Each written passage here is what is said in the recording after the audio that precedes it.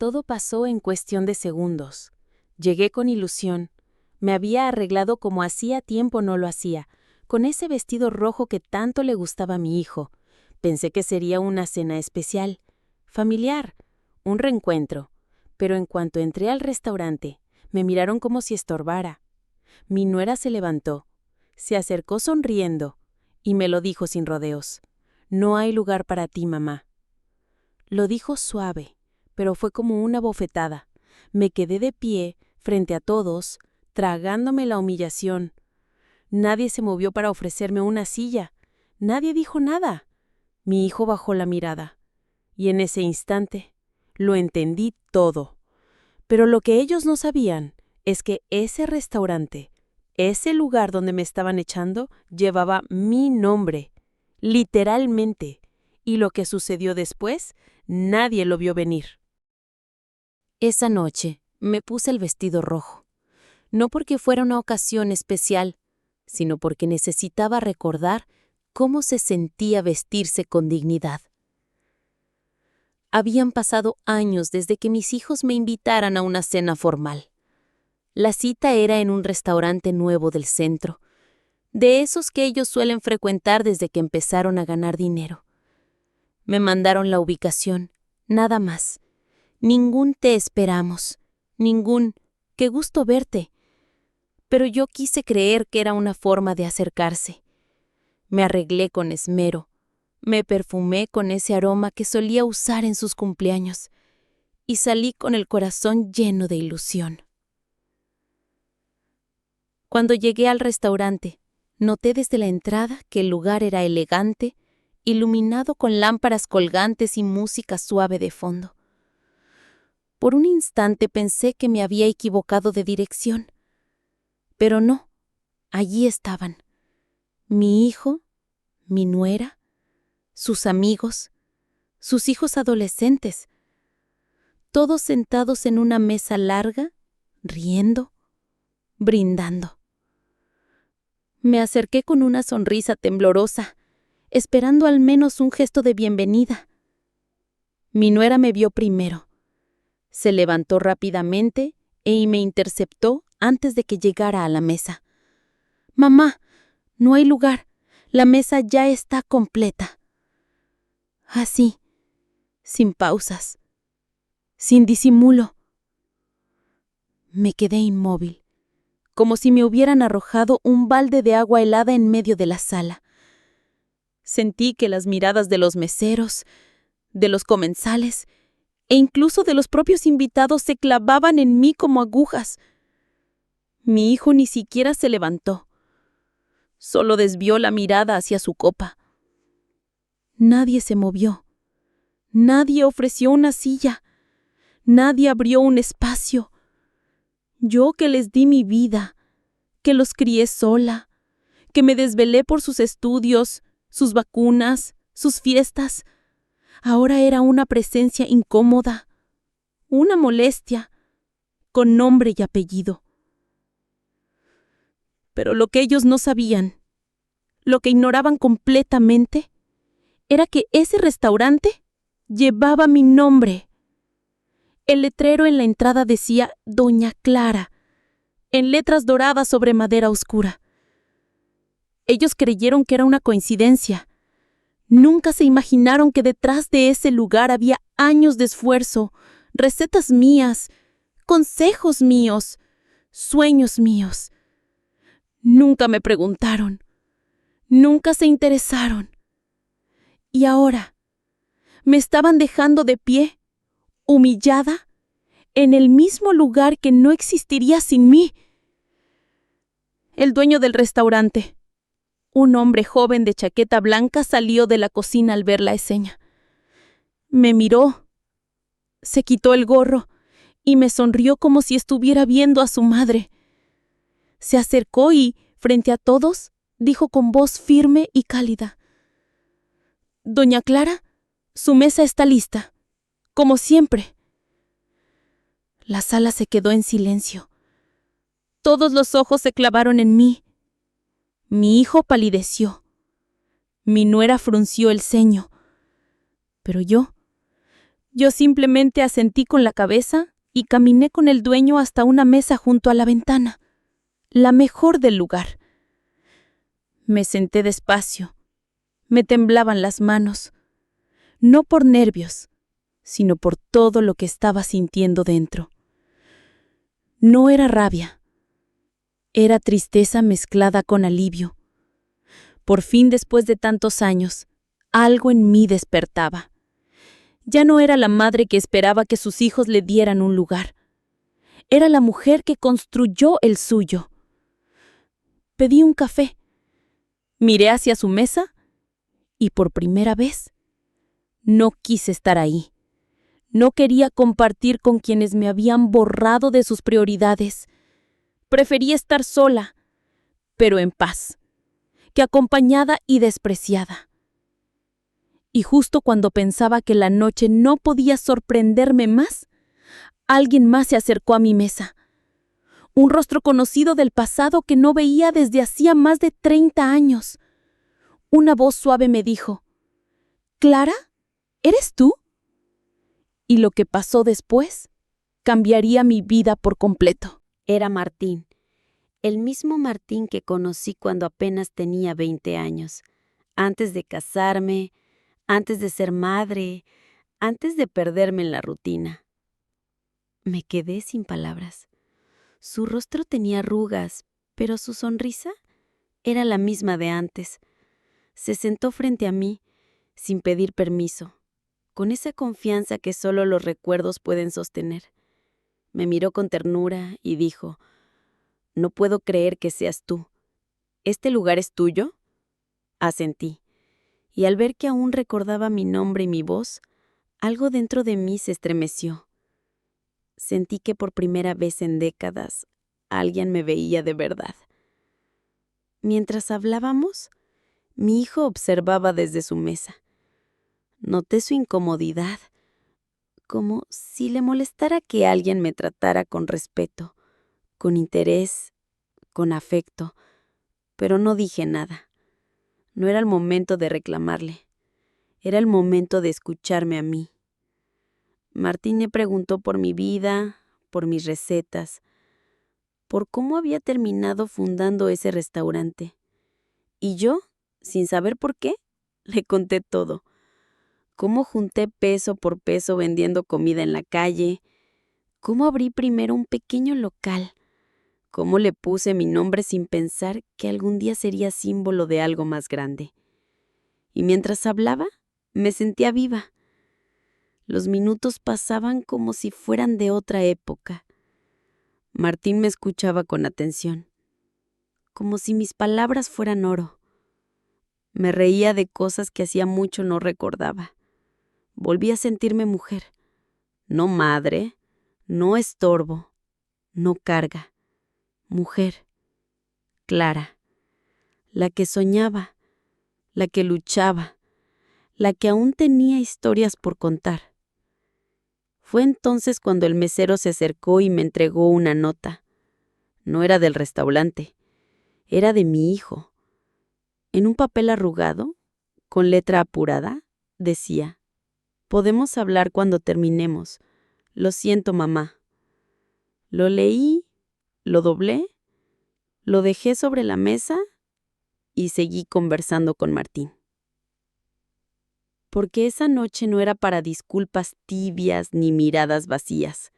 Era para mí, para recordarme lo que valía, para entender que el amor verdadero no se mendiga, no se exige, no se espera, se construye. Y si mis hijos no podían o no querían darme ese amor, entonces no iba a detenerme a suplicarlo. Ya no. Esa mujer terminó el día que me dejaron de pie, con el alma rota. Y nació otra, justo en esa mesa, con vista a la ciudad, con olor a café recién hecho y promesas nuevas flotando en el aire. Cuando terminé mi cena, Martín me pidió caminar un poco. Acepté. Salimos del restaurante juntos y aunque la noche estaba fría, no sentí el viento. Sentí su brazo junto al mío, su compañía silenciosa, su respeto.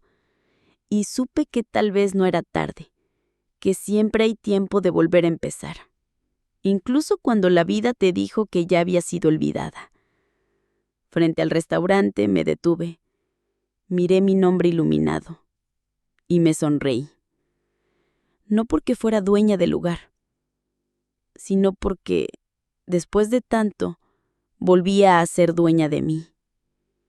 Y así comenzó todo, con una silla negada y una puerta abierta, con un rechazo familiar y un reencuentro inesperado, porque a veces el corazón de una madre se cansa de esperar, y cuando eso pasa, ya nada vuelve a ser igual.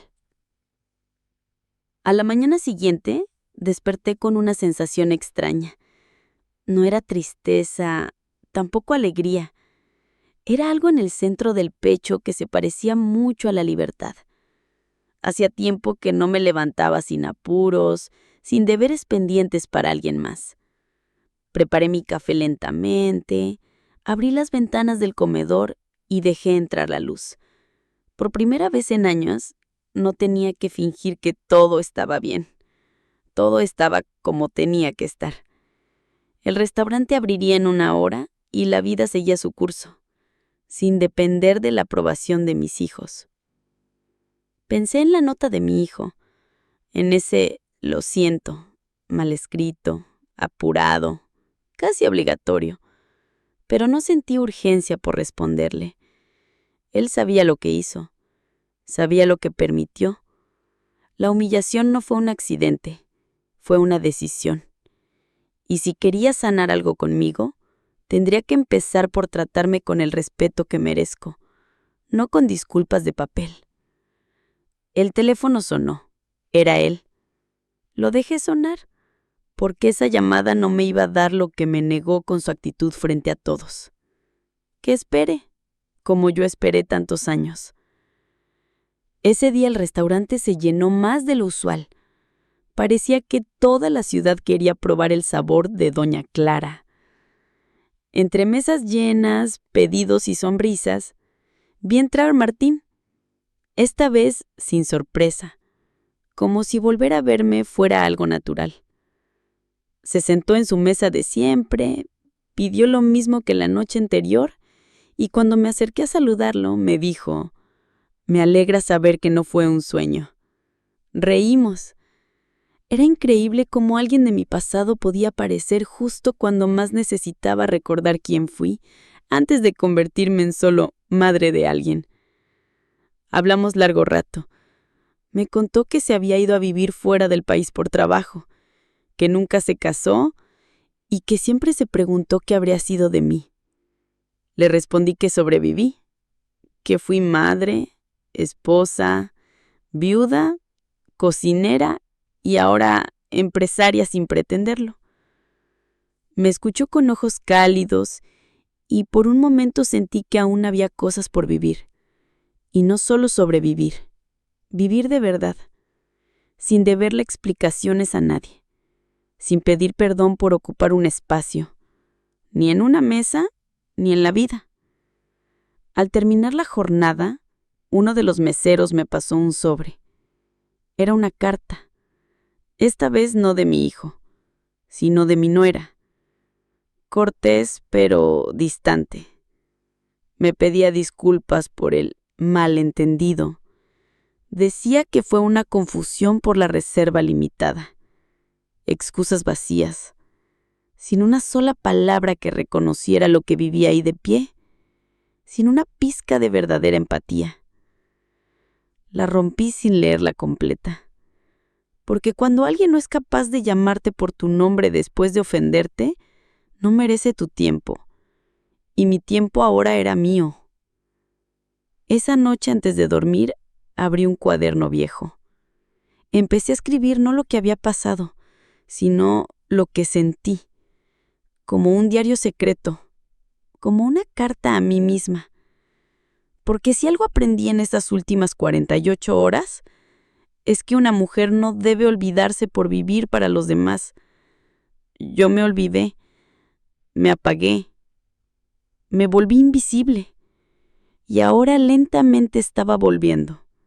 palabra por palabra, plato por plato, paso por paso, no para demostrarle nada a nadie, sino para encontrarme otra vez. Y en ese redescubrimiento pensé en algo que me estremeció. ¿Y cuántas madres viven lo mismo pero en silencio? ¿Cuántas son borradas por sus propios hijos sin que nadie lo note? Y si mi historia no era única, sino repetida en miles de casas, tal vez pensé, era hora de empezar a hablarlo en voz alta, de transformar la vergüenza en voz, de hacer algo con todo esto. Y lo que se me ocurrió cambiaría no solo mi vida, sino la de muchas otras mujeres como yo. A la semana siguiente, mientras organizaba las cuentas del restaurante, se me ocurrió una idea que al principio me pareció una locura. ¿Y si usaba una noche al mes para reunir a mujeres como yo? Madres, abuelas, mujeres mayores a quienes sus propias familias habían dejado a un lado. No como clientas comunes, sino como invitadas. Y no para venderles un plato, sino para darles un lugar, un espacio, una mesa. La mesa que a muchas nos negaron. La idea me encendió por dentro. Me sentí joven otra vez, con un propósito nuevo y urgente. Esa misma tarde diseñé una invitación sencilla. La llamé La Mesa de Mamá. Un encuentro mensual en el restaurante para compartir historias, recuerdos y, sobre todo, compañía. Publiqué un pequeño anuncio en redes sociales y lo dejé también en el mostrador. No esperaba gran cosa, tal vez 5 o 6 señoras, quizá alguna vecina conocida, pero lo que ocurrió me dejó sin aliento. En menos de 2 días, más de 50 mujeres preguntaron cómo podían asistir. Algunas lloraban al leer la invitación, otras me contaban por teléfono que no recordaban la última vez que alguien les reservó una silla solo por existir. La primera noche de la mesa de mamá fue mágica. Las mesas estaban adornadas con flores sencillas y servilletas bordadas a mano. Cada mujer tenía su nombre en una tarjeta, como en una boda. Música suave, luces cálidas y lo más importante, nadie estaba sola. Cuando llegó la hora de sentarnos, muchas se abrazaban sin conocerse. Compartían historias que dolían, pero que también liberaban. Risas entre lágrimas. Yo también pasé por eso, se escuchaba de un rincón. A mí me hicieron lo mismo, se decía desde el otro lado del salón. Y así, una red invisible comenzó a tejerse entre nosotras. Martín me acompañó, pero se sentó en una mesa apartada. Dijo que esa noche era de ellas, de nosotras. Me ayudó en la cocina, en los postres y en cada detalle. No preguntó, no opinó, solo estuvo. Y su presencia silenciosa fue uno de los regalos más bellos que recibí en años. Me miraba con orgullo, con respeto, con esa admiración que jamás sentí en los ojos de mi hijo. Y eso me dolía, sí, pero también me sanaba, porque por primera vez entendí que una madre también tiene derecho a elegir con quién quiere compartir su ternura. Al terminar la velada, una señora de cabello blanco y mirada suave me tomó de las manos. Me dijo, gracias por recordarnos que aún valemos, que aún somos necesarias, que aún merecemos una mesa. Sentí que algo se rompía en mi pecho. Era como si todas las veces que me habían hecho sentir menos se fueran borrando con esas palabras. No necesitaba grandes discursos, solo esa frase, aún merecemos una mesa. La escribí en una servilleta. Sabía que no la olvidaría jamás. Volví a casa esa noche sin tristeza, sin vacío. Dormí profundamente, como no lo hacía desde hacía años, porque ahora sabía que no estaba sola, que no era un caso aislado, que éramos muchas, muchísimas, y que juntas podíamos curar lo que el abandono había dejado. y en lo más profundo de mi corazón sentí que todo aquello que empezó con una humillación estaba por convertirse en algo mucho más grande. Las siguientes semanas fueron un torbellino. La mesa de mamá dejó de ser solo un evento mensual. Las mujeres empezaron a pedir más encuentros, talleres, incluso espacios para compartir oficios, recetas o simplemente hablar sin ser interrumpidas. El restaurante, que antes era solo un negocio, se volvió un hogar, un lugar donde las voces que siempre habían sido las últimas en la mesa, ahora eran las primeras. Mujeres de 50, 60, 70 años llegaban con sus historias como quien trae un cofre lleno de secretos. Algunas hablaban poco, otras no podían dejar de llorar, pero todas, absolutamente todas, venían por lo mismo: ser vistas, ser escuchadas, ser respetadas. Fue en uno de esos encuentros cuando conocí a Teresa, una mujer de 72 años, delgada, de mirada fuerte, que había criado sola a 4 hijos y ahora vivía sola en un cuartito prestado. «Mis hijos me visitan solo cuando necesitan firmar papeles», dijo sin rencor. «No tengo fotos en mi casa, las tienen ellos, como si mi historia ya no me perteneciera». Hubo un silencio profundo. Todas sentimos esa frase como una puñalada. La abracé, no porque tuviera una respuesta, sino porque en ese momento entendí que a veces lo único que podemos dar es presencia, y eso ya es mucho. Martín fue testigo de todo aquello. Cada noche se quedaba un poco más. Me ayudaba a organizar, a servir, a escuchar.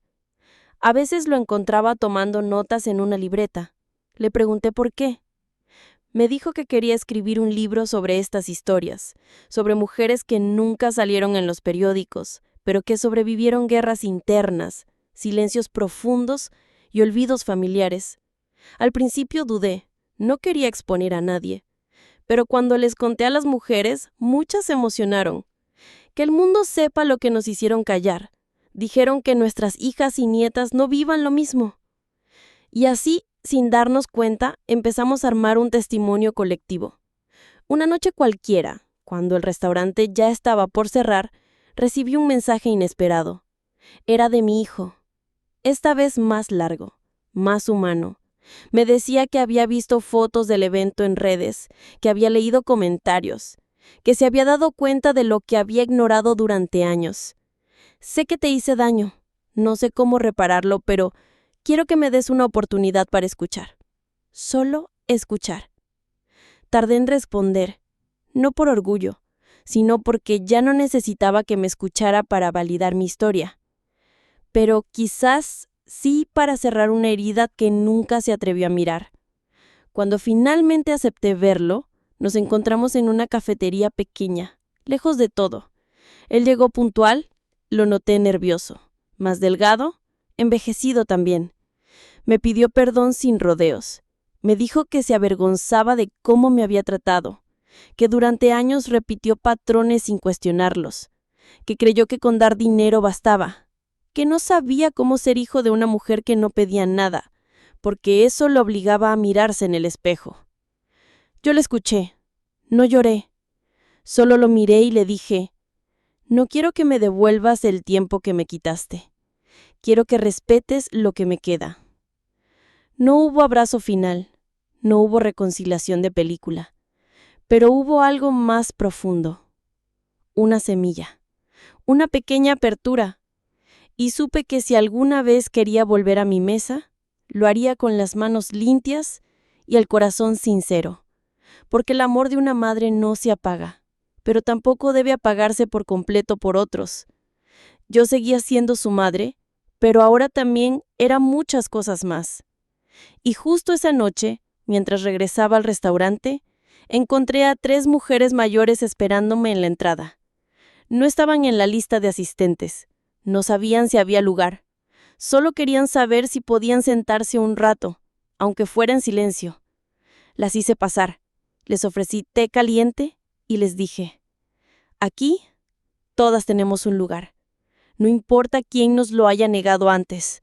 Con el paso de los días, esas 3 mujeres se volvieron parte fundamental de la casa, porque eso era ya el restaurante, una casa sin paredes privadas, pero con puertas abiertas al alma. Se ofrecieron para ayudar, no por compromiso, sino por alegría. Una de ellas, Elena, sabía bordar servilletas con una delicadeza impresionante. Comenzó a personalizar los manteles de las mesas con pequeñas frases que escuchaba durante las reuniones. Cosas como, aquí no sobra nadie, o no somos invisibles. Pronto esas servilletas se volvieron más valiosas que cualquier plato en el menú. La gente quería llevarse una, tomarle foto, guardarla, como si en cada hilo bordado hubiera una historia que por fin salía del olvido. Martín, que seguía escribiendo, me propuso grabar algunas voces en audio. No todas sabrán escribir su historia, me dijo, pero todas pueden contarla con su voz.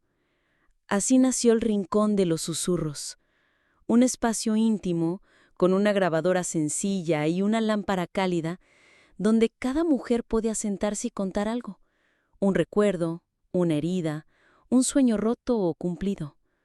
Muchas lloraron mientras hablaban, otras se rieron de sí mismas, algunas se quedaron en silencio varios minutos, y eso también decía mucho. Con el tiempo, esas grabaciones se convirtieron en el corazón invisible del lugar. Cada noche poníamos 1 o 2 audios de fondo mientras la cena transcurría, y el restaurante se llenaba de voces que antes nadie escuchaba.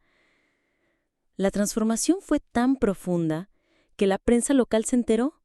Una periodista joven vino a entrevistarme, se sentó frente a mí con su libreta y me preguntó, ¿usted fundó este lugar para las mujeres mayores?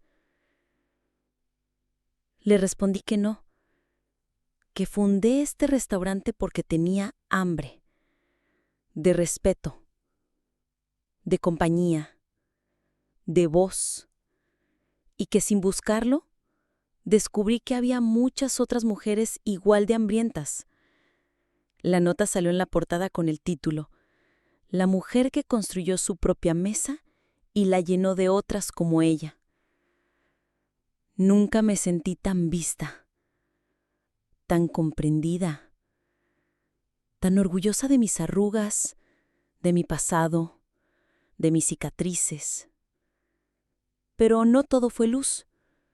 Con la visibilidad llegaron también los comentarios crueles, gente que decía que las mujeres como nosotras solo queríamos llamar la atención, que ya habíamos vivido lo suficiente, que debíamos quedarnos en casa y dejar de hacernos notar. Esas palabras dolían, pero también nos hacían más fuertes, porque si nuestra presencia incomodaba, era precisamente porque ya no estábamos dispuestas a quedarnos calladas, y esa incomodidad era señal de que algo estaba cambiando. Una noche, mientras cerrábamos, una señora muy delgada se me acercó. Se llamaba Carmen. Me dijo que había venido desde otra ciudad solo para ver si esto era real. No tengo familia, señora Clara. Me dejaron en un asilo hace años y no volví a ver a nadie. Vine para comprobar que aún existían lugares donde una pudiera sentarse sin pedir permiso. Le tomé la mano, la hice pasar y le dije, aquí no se pide permiso, aquí se pertenece. Y con eso me di cuenta de que ya no solo ofrecíamos comida, ofrecíamos pertenencia. El restaurante empezó a llenarse de cartas de hijas, de nietas, de mujeres jóvenes que decían, gracias por darles voz a nuestras madres. Algunas venían acompañadas de flores, de dibujos hechos por niños, incluso de pedidos para abrir un segundo local en otra ciudad. Yo me sorprendía, porque jamás imaginé que algo tan sencillo como una mesa bien servida, una conversación sincera y una taza de café pudiera tener tanto poder. Pero ahora lo sabía. Una mesa puede cambiarlo todo. Una mesa puede ser el inicio de una revolución silenciosa, y esa revolución ya había comenzado. No en las noticias, no en discursos, sino en cada mujer que volvía a mirarse al espejo con dignidad, que volvía a pintarse los labios, a usar sus aretes favoritos, a hablar sin bajar la voz, en cada mujer que entendía por fin que no estaba sola. Y yo que una noche fui dejada de pie frente a una mesa que me negó lugar, ahora era la anfitriona de un lugar donde todas éramos bienvenidas. La idea de que solo servíamos para cuidar nietos, hacer comida o quedarnos en casa empezó a desmoronarse en cada encuentro. ¿Por qué no? No solo éramos abuelas, éramos poetas, enfermeros jubiladas, exmaestras, mujeres que habían sostenido familias enteras sin que nadie se lo reconociera. Cada historia que salía a la luz desmontaba otra mentira cultural, y cuando una hablaba, todas nos veíamos reflejadas en ella. Había noches donde nadie quería irse, donde la sobremesa se alargaba entre carcajadas que nacían de heridas antiguas. Pero lo más hermoso era que poco a poco esas heridas ya no dolían igual, porque ser escuchadas las convertía en fuerza. Una tarde de lluvia, mientras el salón aún estaba en silencio, llegó una mujer diferente. No por su aspecto, sino por su actitud. Se llamaba Mariana. Tendría unos 50 y caminaba como quien carga con muchas capas encima. Se sentó en silencio, pidió un té y miró alrededor como si no mereciera estar ahí. Me acerqué y le pregunté, ¿cómo nos habías conocido? Me dijo que por una vecina, pero luego, con voz entrecortada, agregó algo que me estremeció. Vine para entender por qué mi madre ya no me contesta el teléfono. Dijo que venía aquí y ahora ya no quiere hablar conmigo. Su madre era Teresa.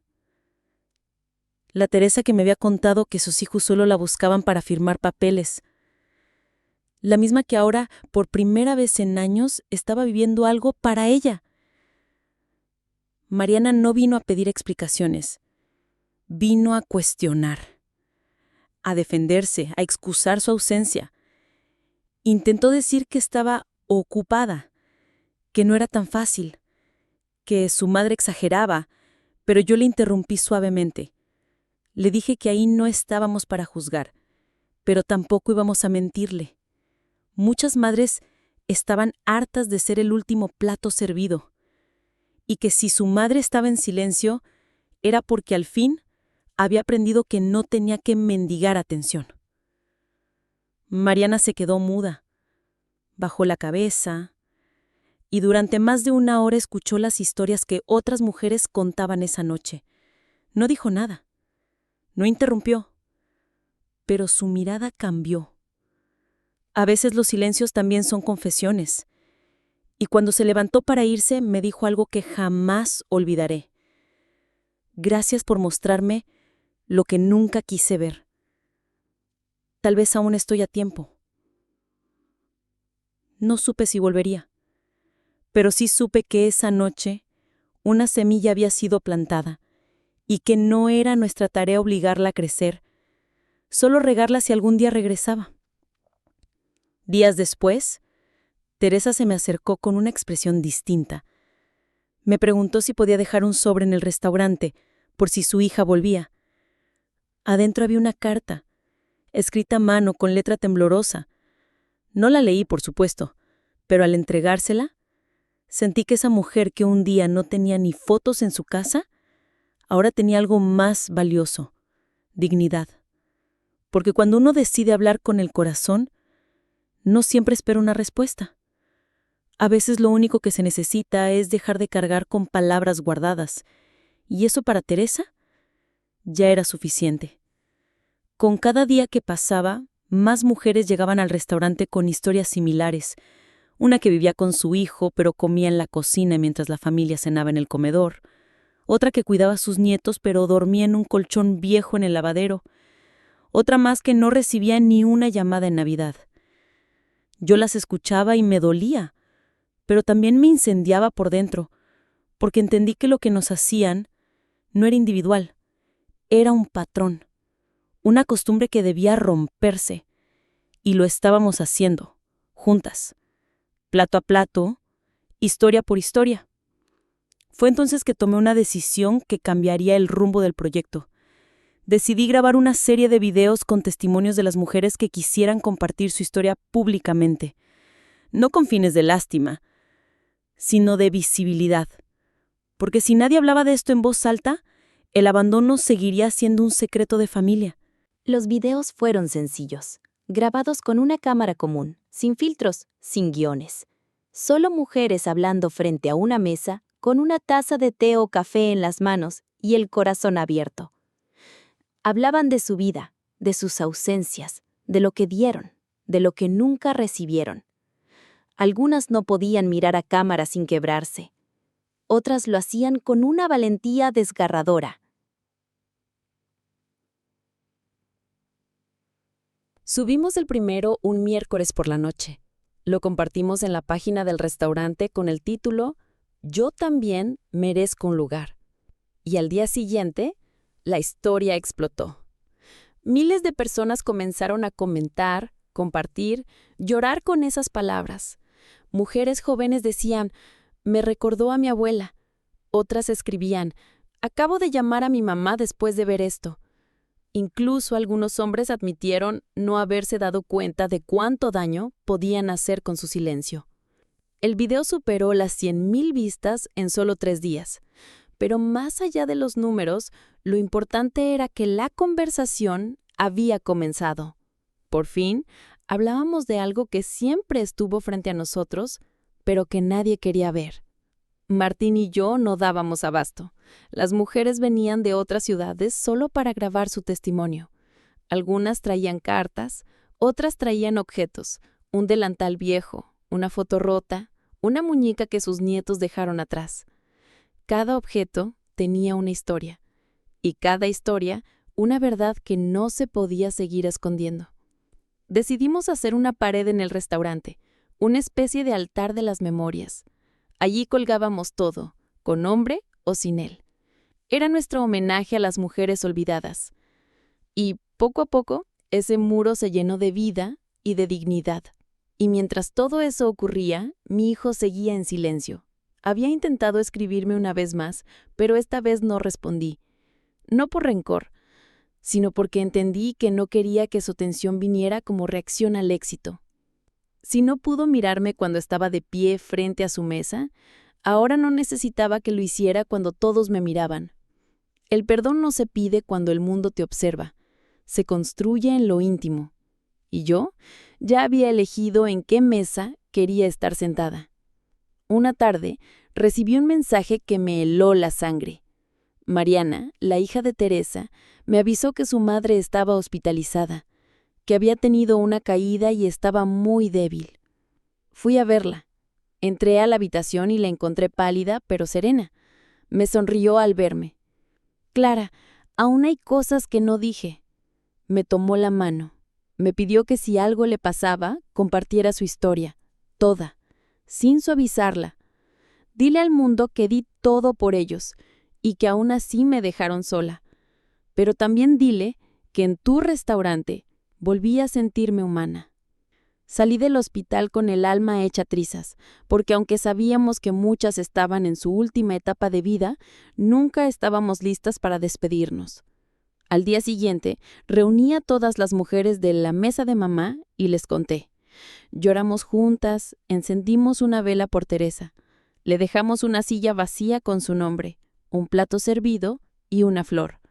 Porque las mujeres como ella merecen ser recordadas con presencia, no con silencio. Esa noche grabamos otro video. Esta vez no con una historia individual, sino con nuestras voces unidas.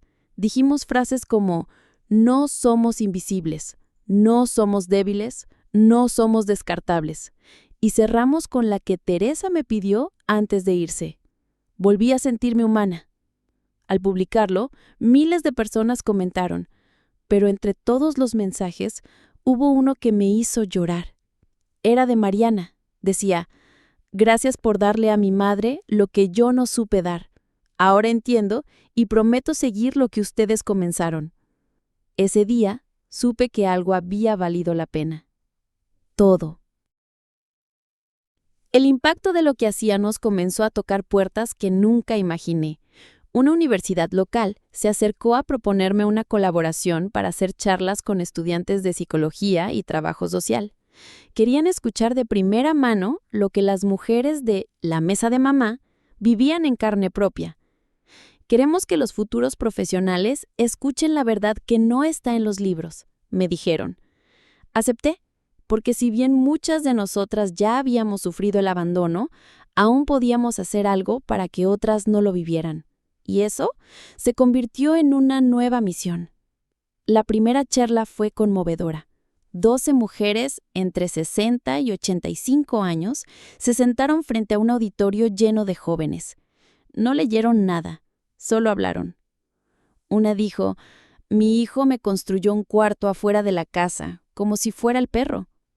Otra, con la voz quebrada, soltó: «Mis nietos creen que solo sirvo para cocinar. Nadie me pregunta cómo me siento». El silencio del salón era absoluto. No porque no entendieran, sino porque por fin estaban escuchando algo real, algo crudo, algo que dolía, pero que necesitaba ser dicho. Después de esa charla, varias jóvenes se acercaron llorando. Una me abrazó y me dijo: «Voy a ir a ver a mi abuela esta misma noche. Nunca imaginé cuánto daño puede hacer el olvido». Y ahí lo comprendí. No estábamos reclamando caridad emocional, estábamos sembrando conciencia, porque hay generaciones que crecen pensando que las mujeres mayores solo están para ser útiles. Y nosotras estábamos ahí para decirles que no, que tenemos pasado, voz, heridas, talento y futuro. Al volver al restaurante esa noche, las mujeres estaban más unidas que nunca. Se habían sentido escuchadas, pero sobre todo valoradas, no como víctimas, sino como sobrevivientes. Algunas propusieron hacer una bitácora común, un libro colectivo donde cada una escribiera una carta, a sus hijos, a su yo del pasado o incluso a otras mujeres que aún no se animaban a romper el silencio. Comenzamos a llamarlo Cartas desde la mesa. Cada carta era un espejo, cada palabra una semilla. Y así, entre té, tinta y memoria, fuimos armando algo que ningún abandono podría borrar. Un día recibí una llamada que me dejó en shock. Era de una cadena nacional de televisión. Habían visto nuestros videos, querían hacer un reportaje especial. Me ofrecieron dinero. Les dije que no. Lo único que pedí fue que no distorsionaran el mensaje, que no queríamos aparecer como un grupo de mujeres tristes buscando atención, sino como lo que éramos, una comunidad de mujeres que decidió dejar de callar. Aceptaron, y en menos de una semana, cámaras, luces y periodistas estaban dentro del restaurante. El reportaje fue transmitido un domingo por la noche. Millones de personas lo vieron. Mi teléfono no paraba de sonar. Recibimos correos de todo el país. Algunas mujeres nos contaban que al vernos se animaron a salir de casas donde eran tratadas como criadas. Otras, que habían dejado de hablar durante años, rompieron su silencio frente a sus propias familias. En los días siguientes, llegaron al restaurante personas que habían viajado más de 10 horas solo para decir «gracias». Yo no sabía qué decir, porque aunque el movimiento había nacido por dolor, lo que ahora sentíamos era una fuerza que no venía del resentimiento, sino de la dignidad recuperada. Es entonces cuando una mujer de cabello blanco, elegante y muy firme, me tomó de las manos y me dijo: «Clara, esto no puede quedar solo aquí. Necesitamos más mesas, en más ciudades, en más corazones». Ella se llamaba Beatriz, y esa noche, sin saberlo, estaba por convertirse en la clave para que lo que empezó en un rincón olvidado creciera como nunca lo habíamos soñado. Beatriz era una mujer decidida, exprofesora universitaria, viuda, con una voz pausada, pero de esas que llenan cualquier habitación. Me contó que había vivido situaciones muy parecidas, pero que ahora, con más tiempo y libertad, quería dedicar sus días a transformar realidades. No vine a aplaudir lo que hiciste, Clara. Vine a ayudarte a llevarlo más lejos. Y lo cumplió. En menos de una semana ya tenía propuestas para abrir mesas similares en 2 ciudades más. Yo dudaba. Me preocupaba que se desvirtuara el mensaje, pero ella me calmó con una frase que me marcó para siempre. El amor también se organiza. Así nació el proyecto Una Mesa para Cada Madre. Comenzamos sin grandes presupuestos ni campañas, solo voluntad, fuerza y muchas ganas de devolverle lugar a quienes habían sido empujadas al fondo de la casa y del corazón. Beatriz gestionó contactos, Martín diseñó una pequeña página web y yo compartí todo lo que habíamos aprendido. Las reglas eran simples: respeto, escucha, comida caliente y ningún juicio. Si una mujer mayor llegaba, tenía un lugar asegurado, sin condiciones, sin preguntas. En cuestión de semanas llegaron fotos de mesas en Chiapas, en Puebla, en Mérida. En cada una de ellas, mujeres con los ojos húmedos y la espalda recta, como quien por fin es invitada a un lugar donde su presencia importa. Algunas adaptaron el nombre, otras conservaron el espíritu. Pero lo más emocionante fue que no paraban de llegar historias fuertes, duras, reales, historias que antes se escondían en la cocina y ahora se compartían en voz alta, con orgullo. Yo las leía cada noche antes de dormir. Era como abrazar a todas esas mujeres sin necesidad de verlas. Un día, entre tanto movimiento, me encontré sentada a solas en la mesa principal del restaurante. Miré alrededor. Ya no era el mismo lugar. Había cuadros nuevos con frases de mujeres, sillas donadas por otras familias, plantas que alguna señora trajo para darle vida. Y supe que aquello ya no era mío, era nuestro, como un tejido que creció sin que nadie lo planeara, pero con cada hilo puesto desde el alma. Me invadió una mezcla de gratitud y nostalgia, porque lo que nació del rechazo de mis propios hijos ahora era refugio para muchas madres que vivieron lo mismo. Esa misma noche, mi hijo me llamó. Esa vez no para pedirme hablar, sino para decirme algo inesperado. Me dijo: «Mamá, vi el reportaje, vi las cartas. Me senté con mis hijos y se los mostré. Y lloramos, todos. Me di cuenta de todo lo que permití, todo lo que repetí y todo lo que callé». Su voz temblaba. Me pidió que lo dejara sentarse en una de nuestras mesas, no como hijo, sino como alguien que quería escuchar. Yo me quedé en silencio, no por enojo, sino porque sentí que por primera vez él había entendido. Le dije que sí, pero le puse una condición: que no viniera a hablar de él, que escuchara, que viniera con humildad, porque nuestras mesas no eran para redimir a nadie, sino para aprender. Y él aceptó. Lo vi llegar unos días después, nervioso, con una libreta en la mano. Se sentó al fondo. No habló, no interrumpió, solo escuchó a una mujer contar cómo sus hijos la trataban como si fuera parte del mobiliario. A otra, explicar que su esposo murió y sus hijos ya no sabían qué hacer con ella. Vi cómo mi hijo se quebraba por dentro, y supe que ese silencio era el primer paso. Y así, mientras todo crecía, mientras más voces se sumaban, mientras nuevas mesas nacían, entendí algo profundo: que lo que más cura no es que el mundo cambie, sino que nosotras decidimos no quedarnos esperando, porque cuando una mujer mayor recupera su voz, no hay abandono que la vuelva a callar. Las mesas seguían multiplicándose. Algunas se instalaban en bibliotecas, otras en patios de casas prestadas, y otras incluso en iglesias que abrían sus puertas una vez por semana. Lo que comenzó como un gesto de resistencia se había convertido en una red de cuidado emocional. Mujeres que antes no se conocían, ahora se escribían cartas, se enviaban recetas, se llamaban por teléfono para acompañarse. y el lema se repetía por todas partes. Aquí nadie se sienta sola. Yo sentía que habíamos construido un país invisible, uno donde las mujeres mayores volvían a tener nombre, historia y derecho a ser escuchadas. Pero en medio de todo ese crecimiento, llegó una carta inesperada. No venía firmada, solo decía: yo también fui una hija ausente. ¿Merecemos una mesa?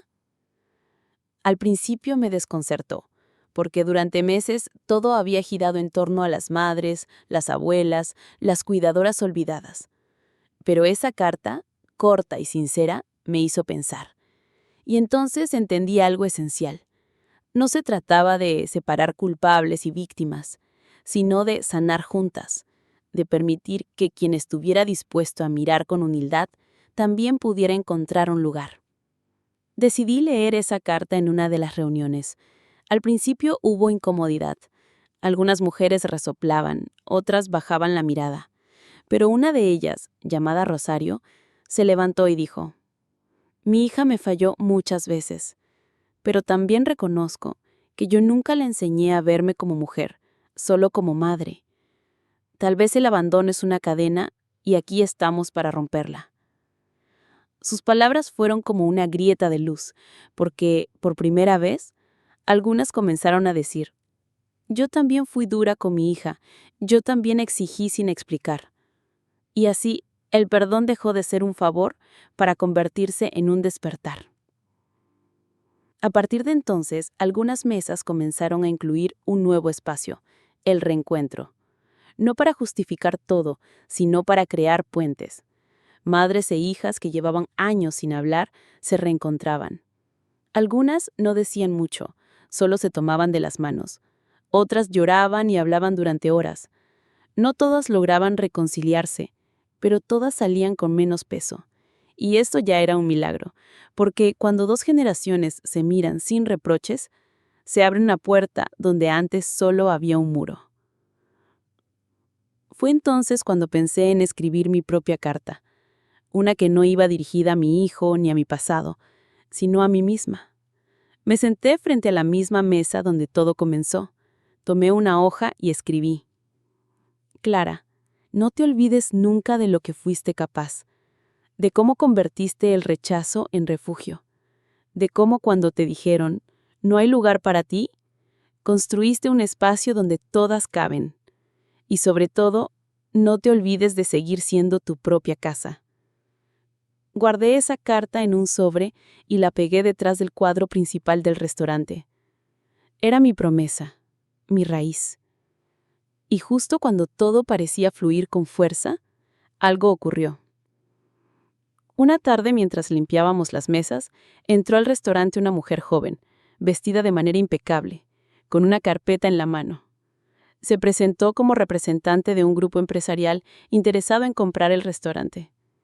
Hemos visto el impacto.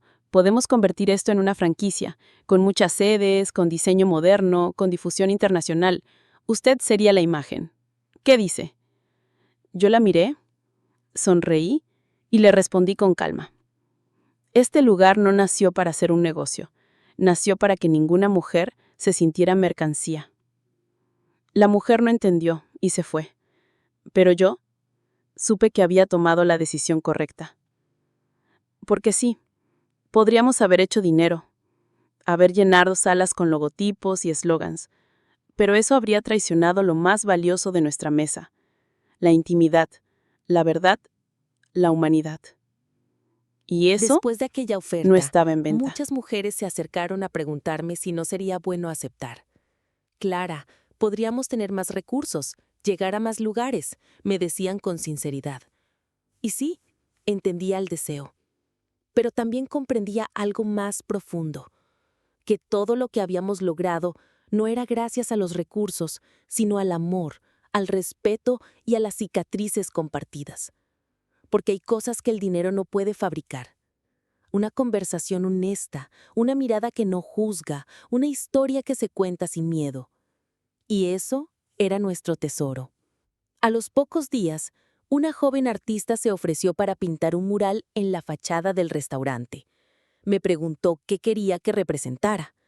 Le dije, pinta una mesa, pero que no tenga fin, que se extienda como una línea que sigue creciendo y en cada extremo una mujer distinta, una con bastón, otra con flores, otra con libros, otra con sus manos vacías pero los ojos llenos.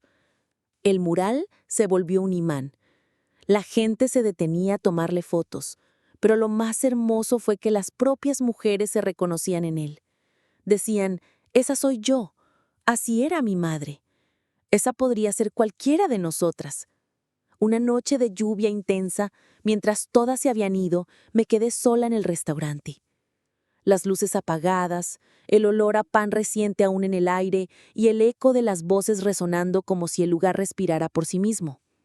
Me acerqué a la mesa principal, puse mis manos sobre la madera y susurré, «Gracias por enseñarme que no estoy sola». Porque sí, aunque había empezado todo con dolor, lo que había recibido a cambio era inmenso. Una familia sin lazos de sangre, pero con raíces mucho más profundas. Poco después, comenzamos a recibir visitas de maestras, enfermeras, cuidadoras, trabajadoras sociales que querían replicar la experiencia en lugares donde el abandono era casi norma. Les dimos guías, materiales, palabras, pero sobre todo les dimos algo que no se imprime: esperanza. Les dijimos que no necesitaban grandes locales ni tecnología, que con una mesa, 2 sillas y un oído dispuesto, ya podían comenzar algo poderoso. Y así, el movimiento siguió creciendo. No con prisa, sino con verdad. Martín me propuso hacer un libro. No de historias sueltas, sino del camino recorrido. Me negué al principio. Esto no es mío, le dije. Pero él insistió. Clara, el mundo necesita saber que esto es posible, que una mujer puede cambiar vidas, comenzando por la suya. Me convenció. Y el libro salió meses después bajo el título La Mesa Infinita. Fue un éxito inesperado, pero más allá de las ventas, lo que me llenó el alma fue ver a otras mujeres leyéndolo en plazas, en paradas de autobús, en salones comunitarios, y diciendo, esta historia también es mía. Fue entonces cuando recibimos una invitación que nadie esperaba. Una cumbre internacional de derechos humanos quería premiar el proyecto como modelo de inclusión intergeneracional. Yo no entendía bien de qué se trataba, pero aceptamos. Me pidieron que diera un discurso, y cuando subí al escenario, con mi ropa sencilla y mis manos temblorosas, solo dije, una vez me dijeron que no había lugar para mí, así que construí uno. Hoy no vengo a hablar como víctima, sino como testigo de lo que una mesa puede hacer cuando se pone desde el alma y no desde el poder. Al terminar, el auditorio entero se puso de pie, pero lo que más me conmovió fue ver a varias mujeres mayores en primera fila llorando. Una de ellas me gritó desde su asiento, «Gracias por hacernos visibles». Y yo le respondí, «Gracias por no rendirse», porque si algo había aprendido en todo este viaje, era que cuando una mujer mayor se levanta, no lo hace sola. Levanta con ella a todas las que vinieron antes y a todas las que vendrán. Después de aquel reconocimiento internacional, algo muy hermoso comenzó a ocurrir. Empezaron a llegar adolescentes. Al principio venían tímidas, de la mano de sus madres o abuelas. Luego comenzaron a llegar solas. Algunas pedían permiso para escuchar, otras para ayudar. Una noche, una joven de apenas 17 años pidió leer una carta en voz alta. Subió con su uniforme escolar, las mejillas coloradas, y dijo, «Vengo a decirle a mi abuela que me avergoncé de ella, que me burlé de su forma de hablar, que me molestaba que me fuera a buscar a la escuela, y ahora entiendo que todo lo que soy también es por ella». La abuela, sentada al fondo, no pudo contener el llanto, y nosotras tampoco. Desde entonces abrimos un nuevo espacio. Las noches de legado. Una vez al mes, las mujeres mayores contaban no solo sus penas, sino también sus logros, aquello que habían hecho con esfuerzo, Haber aprendido a leer solas, haber criado hijos con un solo salario, haber salvado vidas como enfermeras rurales, haber cuidado enfermos sin ayuda. Era impactante ver cómo las jóvenes escuchaban con los ojos brillando, porque de pronto sus abuelas ya no eran invisibles, eran heroínas. Y algo inesperado sucedió. Esas jóvenes comenzaron a replicar nuestras ideas en sus escuelas. Organizaron eventos, exposiciones de fotos de sus abuelas e incluso talleres para aprender a cocinar con ellas. Algunas grabaron videos en los que contaban historias de mujeres de su familia. Otras diseñaron libretas con frases de sus abuelas. El movimiento se regeneraba solo, como si la semilla que habíamos plantado tuviera raíces que ya no dependían de nosotras. Yo miraba todo eso y no podía dejar de pensar. No buscamos fama, pero encontramos sentido. Una tarde, llegó al restaurante una niña de 10 años con su madre. Me miró con seriedad y me dijo, ¿usted es la señora Clara? Asentí, sonriente. Entonces me abrazó sin decir nada más. Su madre me explicó que su hija había perdido a su abuela recientemente y que todos los días miraban juntas los videos de nuestras historias. Dice que quiere venir aquí porque siente que es como estar con su abuelita otra vez. Sentí un nudo en la garganta. La tomé de la mano y la invité a sentarse en la misma mesa donde todo había comenzado. Allí le servimos chocolate caliente y una historia. Lo que no sabíamos era que aquella niña iba a traer consigo una nueva idea. A la semana siguiente volvió con unos dibujos. Eran retratos de mujeres mayores, todas con sonrisas, arrugas y ojos brillantes. En la parte inferior, cada una tenía una frase. Yo valgo, yo cuido, yo existo, yo soy luz. Comenzamos a exhibirlas en el restaurante y en poco tiempo otras niñas comenzaron a hacer lo mismo. Pronto, esa pared que antes era de dolor, ahora era de vida. Una vida que se reconocía en colores, en trazos, en arte hecho desde la gratitud. En medio de tanta belleza, un día recibí una carta por correo. Venía con el sello de una editorial importante. Alguien había leído nuestro libro y proponía llevarlo al cine. Querían adaptar la historia en una película. Esta vez, no dudé. Pero puse una condición. Que el elenco estuviera compuesto por mujeres reales, sin maquillaje excesivo, sin juventud fingida. ¿Querían estrellas? Pero yo les ofrecí verdades. Si quieren contar esta historia, hágalo como se vivió, con las voces que nadie quiso escuchar. Y aceptaron. Esa película, años después, llevaría un título simple, pero inolvidable. La mesa de mamá. Y así, mientras todo el mundo comenzaba a mirar este movimiento con otros ojos, yo solo pensaba en lo esencial. No hicimos esto por reconocimiento, lo hicimos por amor. Y ese amor, cuando es compartido, se vuelve eterno. Poco a poco, comenzó a llegar gente que venía de otros países solo para conocer el restaurante. No era turismo gastronómico, era emocional.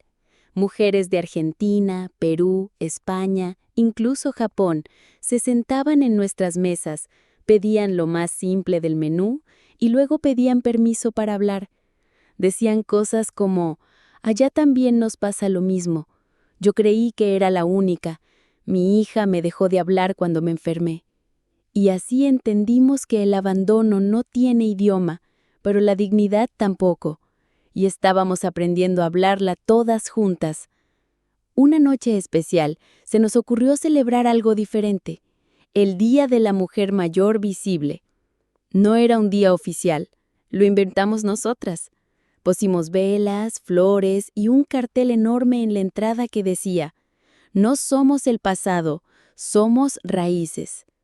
Ese día, ninguna mujer mayor pagó su comida. Las jóvenes las atendieron, les cantaron y algunas hasta escribieron poesías para ellas. Yo observaba en silencio desde un rincón. Y cuando terminó la jornada, una mujer que nunca antes había venido, se me acercó llorando y me dijo, nunca me sentí tan celebrada en mi vida. Y ese fue mi mayor premio. En medio de ese renacimiento colectivo, recibí una noticia que me descolocó. Una señora mayor llamada Elvira, que venía todos los martes sin falta, había fallecido en su casa, sola. Nos dolió a todas.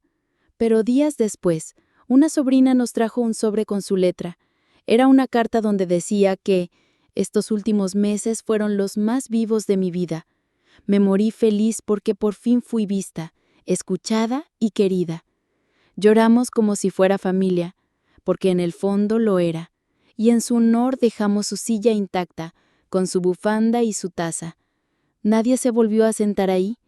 Era su lugar, para siempre. Entonces, algo se encendió dentro de mí. Entendí que necesitábamos algo más duradero que un restaurante, así que propusimos crear una fundación, no para volvernos formales, sino para proteger el legado, para que si algún día yo no estaba, esto no muriera conmigo. La llamamos Raíz Viva. Y el primer objetivo fue claro: abrir espacios seguros para mujeres mayores en zonas rurales, donde el abandono es aún más cruel. La respuesta fue abrumadora. Gente de todas partes ofrecía ayuda. Y así, una idea nacida del dolor se convirtió en un derecho expandido.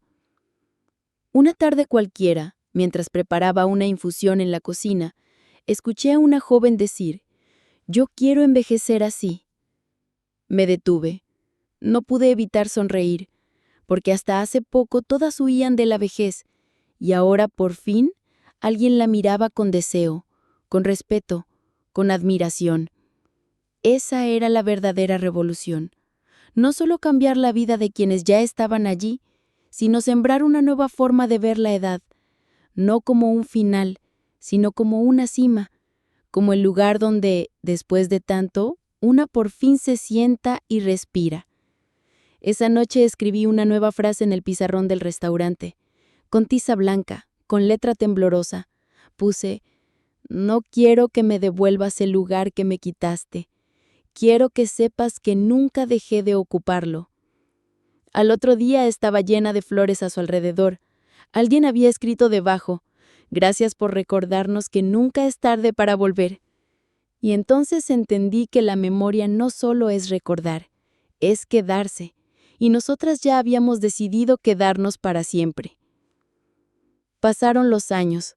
El restaurante seguía abierto, pero ya no era un restaurante. Era un punto de encuentro, un refugio, una especie de templo sin religión donde cada mujer mayor que cruzaba la puerta sabía que no sería invisible. A veces yo me sentaba sola en la esquina con un té caliente y observaba las mesas llenas. Ya no conocía a todas, muchas eran nuevas, de otras colonias, otras ciudades, pero bastaba con ver sus gestos, sus manos, su forma de sentarse con el corazón cargado, para saber que habían llegado buscando lo mismo, un lugar donde nadie las negara. Martín, siempre a mi lado, se convirtió en el corazón logístico de todo.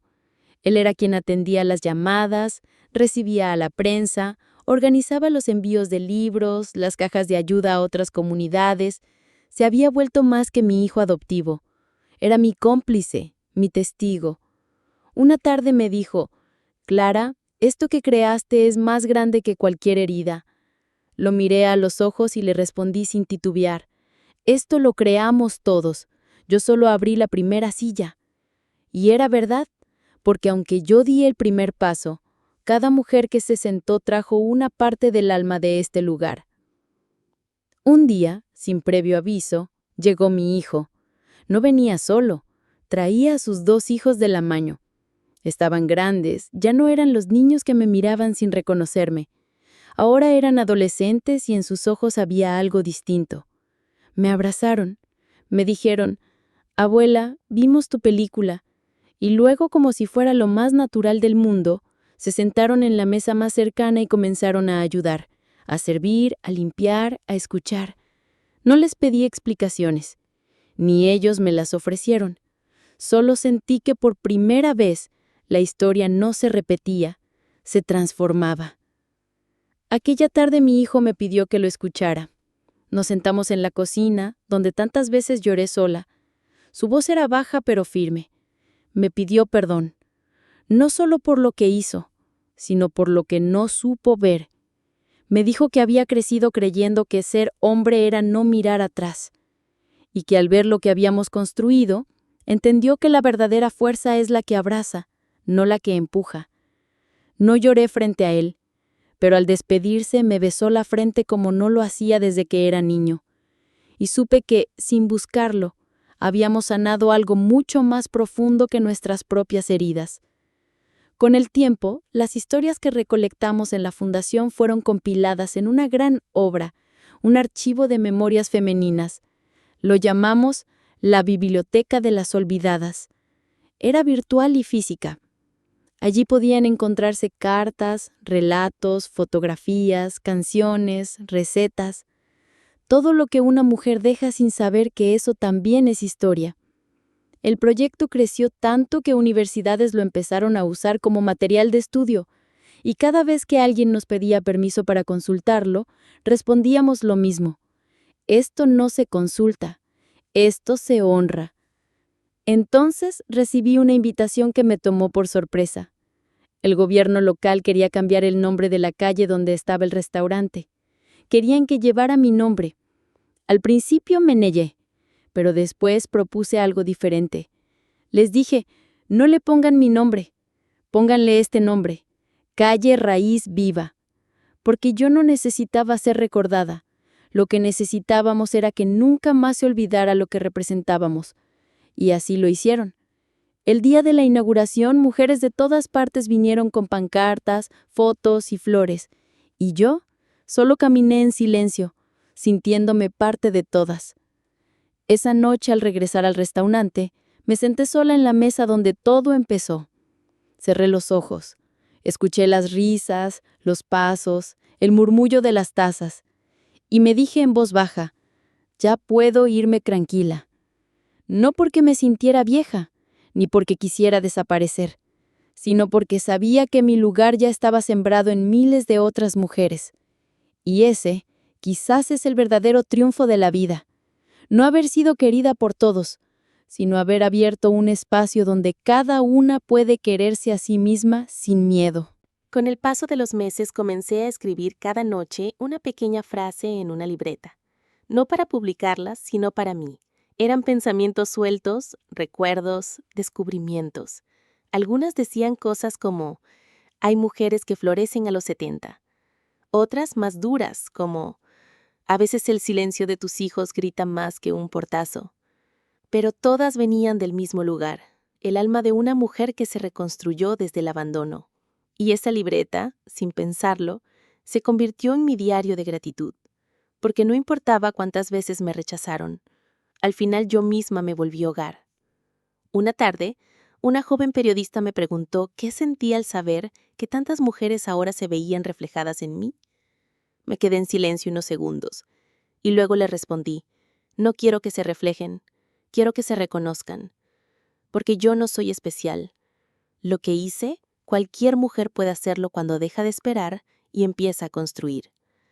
La periodista lloró, me pidió un abrazo, y entendí que a veces un testimonio sincero puede cambiar una vida más que 1000 discursos. Un día lluvioso, mientras organizábamos una jornada con nuevas voluntarias, vi llegar a una señora en silla de ruedas. La empujaba una joven, probablemente su nieta. Al entrar, la mujer rompió en llanto. Nunca me llevaron a ningún lado. Mi familia dice que ya no vale la pena sacarme. Aquella noche, esa mujer bailó lentamente en su silla mientras otras la rodeaban cantando. Y supe que ese era nuestro propósito, devolverle la música a quien pensó que ya solo le quedaba silencio. Esa es la victoria de una vida, volver a bailar, aunque sea sentada. La fundación creció, sí, pero más importante aún fue lo que creció en nosotras. El derecho a ocupar espacio, a ser vistas, a ser oídas, a ser queridas. Porque el mayor castigo del abandono no es la soledad, es la indiferencia. Y nosotras decidimos luchar contra eso todos los días, con cucharas, palabras y memoria. Porque cuando una mujer mayor se atreve a contar su historia, le da permiso a otras de comenzar la suya. Con los años, comenzaron a llegar cartas desde lugares remotos, algunas firmadas con un simple «Gracias, mamá Clara», otras anónimas, llenas de confesiones, pero todas con un mismo mensaje: ya no me siento invisible. Y ese era el regalo más grande que la vida podía darme. No los premios, no los reportajes, no el reconocimiento, sino saber que donde antes hubo una herida, ahora hay una puerta abierta. Y así, en una noche cualquiera, mientras el restaurante estaba en calma, encendí una velita, puse mi libreta sobre la mesa y escribí la última frase. Mi historia comenzó el día que me dijeron que no tenía lugar, y decidí construir una mesa donde nadie volviera a escucharlo. Cerré la libreta, la abracé contra mi pecho y miré el mural donde cientos de nombres estaban escritos. Eran nuestras voces, nuestros pasos, nuestras luchas. Porque al final no se trataba de que el restaurante llevara mi nombre, sino de que cada mujer que llegara supiera que ese lugar también le pertenecía. Y mientras haya una silla vacía y un corazón dispuesto a escuchar, nuestra mesa seguirá viva. Y ahora que conociste su historia, pregúntate, ¿cuántas mujeres están hoy sentadas en el silencio esperando que alguien las mire? ¿Cuántas madres, abuelas, tías fueron empujadas fuera de la mesa, del recuerdo, del corazón? Ella no se rindió. Ella construyó un lugar y con cada silla que sumó, despertó a miles. Porque el amor también se organiza. Y cuando una mujer decide no desaparecer, el mundo entero empieza a verla. Si esta historia tocó tu alma, suscríbete, deja tu like y compártela con alguien que necesite recordar que nunca es tarde para volver a ocupar su lugar.